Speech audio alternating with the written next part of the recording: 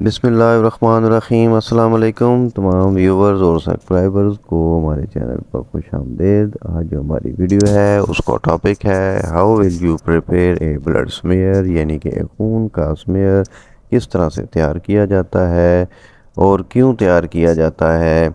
एक standard smear क्या होता है और स्टैंडर्ड स्मीयर ही क्यों ज़रूरी है, और कौन कौन से ऐसी हैज़र्ड्स हैं या ऐसे कंडीशंस हैं जिसमें हम स्मेयर को स्टैंडर्ड स्मेयर काउंट नहीं करेंगे, और स्टैंडर्ड स्मेयर बनाने के लिए किन चीज़ों को फॉलो करेंगे वो भी हम डिस्कस करेंगे। और इसको स्प्रेड करने के लिए जो एक दूसरा स्प्रेडर इस्तेमाल करते हैं उसके बारे में भी बात करेंगे। जी, जिन दोस्तों ने अभी तक चैनल को सब्सक्राइब नहीं किया है उनसे रिक्वेस्ट है कि आप हमारे चैनल को सब्सक्राइब कर दें, बेल आइकन को क्लिक कर दें ताकि आने वाली तमाम तर वीडियोस का नोटिफिकेशन आपको बआसानी मिल सके। तो चलें बात करते हैं एक स्मीयर मेकिंग के हवाले से। तो सबसे पहले हमें सामान में माइक्रोस्कोप स्लाइड्स चाहिए। दूसरे नंबर पे हमें स्प्रेडर स्लाइड चाहिए जो कि इन स्लाइड्स के अंदर से हम निकालेंगे, जिसमें उसके एजेस को हम राउंड कर लेंगे और उसके जो एजेस होंगे वो बिल्कुल स्मूथ होंगे। यहाँ देखें, ये इसके जो एजेस हैं ये बिल्कुल स्मूथ और राउंड हैं। इसको बतौर स्प्रेडर स्लाइड इस्तेमाल करेंगे। पास्चर पेपर यानी ड्रॉपर चाहिए और एसेप्टिक टेक्निक से हासिल किया गया पेशेंट का ब्लड सैंपल चाहिए। जो जी चलें देखते हैं स्मीयर कैसे बनाया जाता है। तो सबसे पहले पेशेंट का ब्लड सैंपल लेंगे और पास्चर पेपर की मदद से हम इसमें से इसका तकरीबन हाफ ड्रॉप या एक ड्रॉप हम यहाँ पे इसको ड्रा कर लेंगे, स्लाइड के ऊपर लगाएंगे और लगाने के बाद सैंपल को वापस टेस्ट ट्यूब स्टैंड में रख देंगे। और जो हमने ऑलरेडी पहले से स्प्रेडर स्लाइड बना रखी है, यानी इसके एजेस स्मूथ हों, उसको हम बतौर स्प्रेडर स्लाइड इस्तेमाल करेंगे। इसकी मदद से याद रखें कि जब भी हम स्प्रेडर की मदद से स्लाइड को बना रहे होंगे तो हमेशा से जो ब्लड ड्रॉप है उसके आगे से आप उसको पीछे लेके आएँ और टच करें। ब्लड बिल्कुल भी आगे स्प्रेडर के नहीं आना चाहिए, और इसको इस तरह से हैंडल बिल्कुल ईज़िली इसमें इजी टू मूव हो, और आप इसको जब स्प्रेड करें तो ये बिल्कुल इस पे किसी किस्म का दबाव नहीं होना चाहिए। स्प्रेडर पर दबाव होने की सूरत में स्मीयर भी ठीक नहीं बनेगा, स्मीयर भी ख़राब होगा और इसके टूटने का ख़दशा है, स्लाइड के टूटने का ख़दशा है। और इसको बिल्कुल हम जब स्प्रेड करेंगे तो स्प्रेडर को बिल्कुल जिस जहाँ हम स्मीयर बना रहे हैं जिस साइड पे, वो बिल्कुल उससे आगे निकल जाना चाहिए।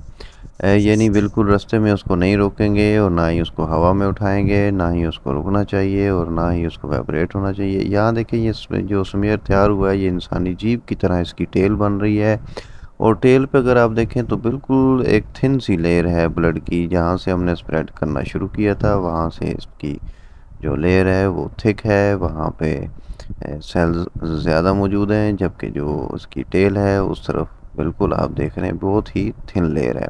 थिन लेयर इसलिए बनाई जाती है ताकि वहाँ पे बिल्कुल एक ही लेयर बन जाए तमाम सेल्स की, और उसको जब हम वहाँ पे स्टेन करें और स्टेन करने के बाद जब हम उसको माइक्रोस्कोप में देखें तो वहाँ पे हमें उसकी एक ही लेयर नज़र आनी चाहिए। जी, इसके लिए मैंने यहाँ पे एक स्लाइड रखी है। अगर आप यहाँ देखें तो इसके ऊपर बिल्कुल एक ही लेयर में आपको तमाम सेल्स नज़र आ रहे हैं, यानी कि एक एक सेल पड़ा हुआ है। और जहाँ पे ये थिक होता है वहाँ पे ऊपर नीचे मुख्तलिफ लेयर्स बन जाती हैं। 15 से 20 लेयर जो थिक स्मीयर बनाया जाता है उसमें होती हैं, जबकि ये थिन स्मीयर में लेयर्स की तादाद कम होती है। और जब हम इसको स्प्रेड करते हैं तो टेल पे इसको स्प्रेड करने का जो मकसद है, जो इसकी टेल है, उसी को हम इसलिए वहाँ पे माइक्रोस्कोपी में देखते हैं, काउंट किया जाता है कि वहाँ पे एक ही लेयर होने की वजह से सेल्स जो हैं वो बआसानी काउंट किए जा सकते हैं। और दूसरी वजह इसकी ये है कि जब हम इसको स्प्रेड करेंगे तो जितने भी WBCs हैं वो स्प्रेडर स्लाइड के साथ स्मीयर की टेल की तरफ आ जाएंगे, तो टेल से हम उसको बआसानी देख के वहाँ से 100 सेल्स को काउंट करके उसकी परसेंटेज निकाल सकते हैं। जी नेक्स्ट आगे हम देखते हैं कि स्मीयर को बनाते वक्त क्या हैज़र्ड्स होंगी या कौन सी ऐसी गलतियां हैं जिनकी वजह से हम स्मीयर को ठीक तरह से या स्टैंडर्ड स्मीयर नहीं बना पाते हैं। चलें देखते हैं नेक्स्ट कुछ स्मीयर ऐसे बनाते हैं जो कि स्टैंडर्ड स्मीयर नहीं है। जी यहाँ देखें मैंने कुछ स्लाइड्स रखी हैं और उसके ऊपर मैं 1 बाय 1 ब्लड का ड्रॉप जो है वो पासे पेपर की मदद से लगा रहा हूँ। पहली स्लाइड के ऊपर मैंने ज़्यादा सैंपल लगाया, जबकि दूसरी के ऊपर, तीसरी और चौथी पे, पांचवी स्लाइड तक मैंने उसमें मुख्तलिफ ड्रॉप यानी एक ड्रॉप से कम भी लगाया, बहुत थोड़ा ब्लड भी लगाया। और ये पहली स्लाइड जो है इस पर मैंने बहुत ज़्यादा लगा दिया है। यहाँ देखें जब इसको स्प्रेड करेंगे तो चूँकि ज़्यादा ब्लड है लिहाजा इसकी टेल नहीं बनेगी और ये स्मेयर हमारा नहीं बनेगा, यानी कि स्टैंडर्ड स्मेयर नहीं होगा। तो इसको हम ये डिस्कार्ड हो चुका है। नेक्स्ट अगर हम कंडीशन देखें तो नेक्स्ट कंडीशन के अंदर हमने यहाँ पे जो ब्लड का स्मेयर लिया हुआ है, जो हमने ड्रॉप लिया है, ड्रॉप हमने ठीक लिया था, लेकिन जब हमने इसको स्प्रेड किया तो हमने इसको यूं हवा में उठा लिया है। स्प्रेडर जो है वो बिल्कुल एज तक नहीं जा सका और स्लाइड से आगे निकल जाना चाहिए, जिसकी वजह से वहाँ पे सेल्स जो हैं उनकी सिंगल लेयर नहीं बनेगी। या तीसरी जो कंडीशन है उसमें हमने ये देखा कि स्मेयर जो है वो बनाते वक्त बार बार हाथ रुक रहा था, जिसकी वजह से एक स्टैंडर्ड स्मेयर तैयार नहीं होगा और सेल्स जो हैं वो वहाँ पे हम उसको नहीं देख सकते हैं।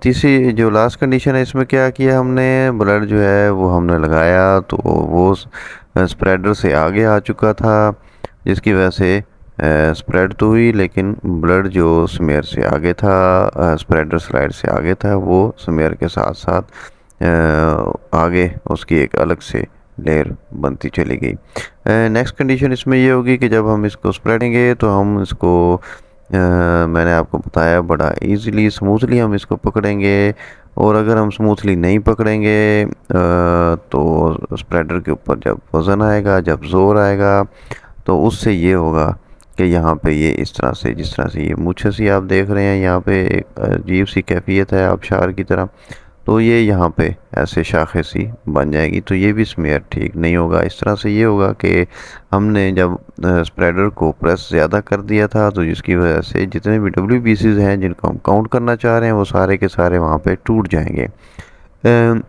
उसके अलावा भी इसमें ये कंडीशन है कि अगर हम फिंगर पंक्चर टेक्निक से सैंपल कलेक्ट कर रहे हैं तो वहाँ पे ज़्यादा देर ड्रॉप लगने की सूरत में सैंपल वहाँ पे क्लाट हो सकता है। तो क्लाट होने की सूरत में या कलेक्टिंग मैकेनिज़्म उसका एक्टिव होने की सूरत में हमने देर कर दी तो वहाँ पे प्रॉपरली अभी क्लाट नहीं हुआ था। तो जब हम उसको वहाँ से स्प्रेड करेंगे तो उस सूरत में जो क्लाट का उसका हिस्सा होगा वो स्प्रेडर के साथ लग जाएगा और वहाँ पे वो बेस्ट तरीके से स्प्रेड नहीं होगा। तो स्टार्ट में अगर आप देखें तो वहाँ मैंने एक स्लाइड पिक्चर छोड़ी है, उसमें ये कंडीशन आपको नज़र आ रही है जिसके दरमियान में तकरीबन बहुत ही थिन लेयर है। बेसिकली वहाँ पे जब उसको स्प्रेड किया था तो वहाँ पे जो क्लाटेड ब्लड था वो वहाँ स्प्रेडर के साथ लग गया था। ठीक है जी। तो ये इसकी कंडीशंस हैं। यहाँ अगर आप देखें तो ये 6 किस्म की स्लाइड्स यहाँ पे बनी हुई हैं। इसमें जो स्टैंडर्ड स्मीयर तैयार किया था सबसे पहले हमने वो इंसानी जीभ की तरह मैंने बताया उसकी शेप होगी और उसकी एग्जैक्टली टेल जो है वो स्लाइड के ख़त्म होने से पहले ख़त्म हो जाएगी। स्प्रेडर की मदद से स्लाइड इसलिए तैयार करते हैं ताकि हमें जो ब्लड की सिंगल लेयर है वो वहाँ पे अवेलेबल हो। अगर वहाँ पे सिंगल लेयर अवेलेबल नहीं होगी तो याद रखें वो स्टैंडर्ड स्मेयर कभी भी नहीं होगा। ये स्मेयर जो है थिन स्मेयर, ये मेरे पैरासाइट देखने के लिए, पेरिफेरल के लिए यानी RBC मॉर्फोलॉजी के लिए, DLC WBC काउंट करने के लिए, डिफ्रेंशिएट करने के लिए किया जाता है।